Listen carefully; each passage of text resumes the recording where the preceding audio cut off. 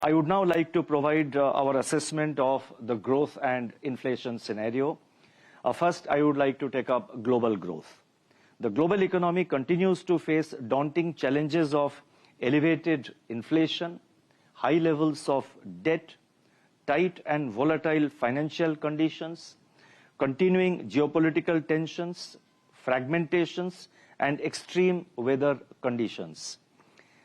Belying earlier apprehensions, a number of economies have demonstrated remarkable resilience, and the grim prospects of hard landing appear to have receded. Nevertheless, global growth is likely to remain low by historical standards in the current year and also in the next few years. Despite upward revision in the global growth forecast for 2023 by the International Monetary Fund. World merchandise trade volume growth is projected by the WTO to decelerate from 2.7% in 2022 to 1.7% in 2023. Headline inflation is easing unevenly across countries and remains above the target in major economies.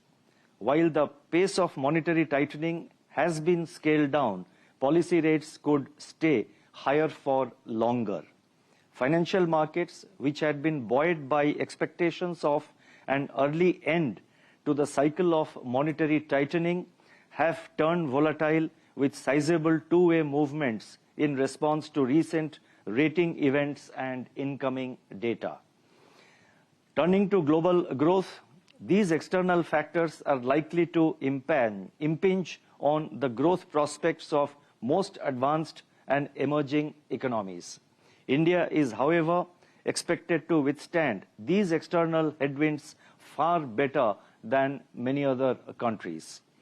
The momentum of overall economic activity in India continues to be positive. On the supply side, crop sowing has picked up with steady progress in the southwest monsoon.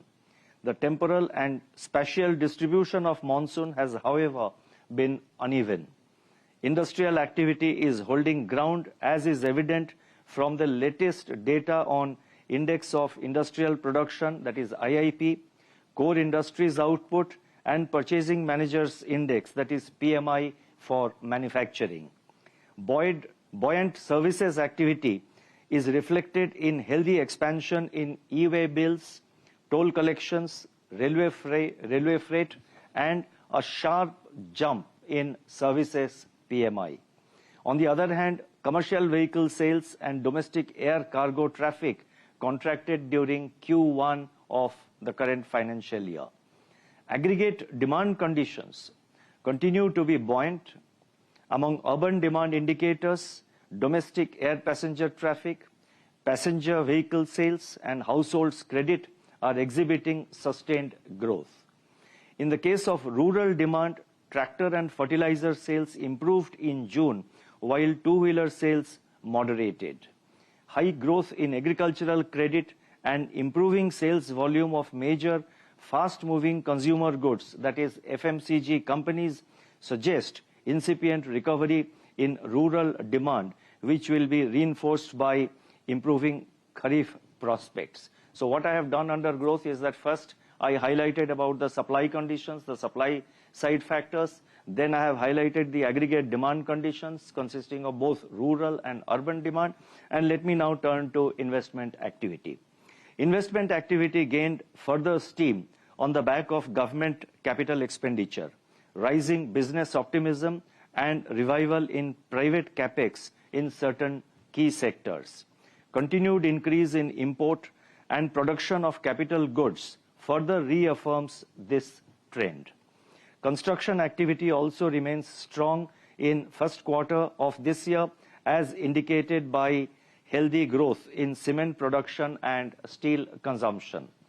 Capacity utilization in the manufacturing sector at 76.3% remained above the long period average, remained above the long-term average of 73.7%.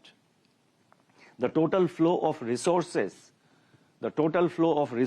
to the commercial sector from banks and other sources taken together has increased by rupees 7.5 lakh crore during the financial year 23-24 so far, that is up to July 28th, as compared with 5.7 lakh crore a year ago. So just to repeat the figures, the flow of resources to the commercial sector in the current year so far is 7.5 lakh crore, and in the corresponding period of last year, it was 5.7 lakh crore. On the downside, however, merchandise exports and non-oil, non-gold imports contracted further in June, and the growth in services exports decelerated amidst slowing external demand. Looking ahead, these underlying developments and the upcoming festival season are expected to provide support to private consumption and investment activity. The spillovers emanating from weak external demand and protracted geopolitical tensions, however, pose risks to this outlook. Taking all these factors into consideration, real GDP growth for 2023-24, that is for the current year, is projected at 6.5%, with Q1 at 8%, Q2 at 6.5%, Q3 at 6%, and Q4 at 5.7%. Real GDP growth for Q1 of next financial year, that is 24-25, is projected at 6.6%. The risks are evenly balanced. Let me now turn to inflation. बता दें कि money control पर दिए गए विचार experts के अपने निजी विचार होते हैं। वेबसाइट या मैनेजमेंट इसके लिए उत्तरदायी नहीं है।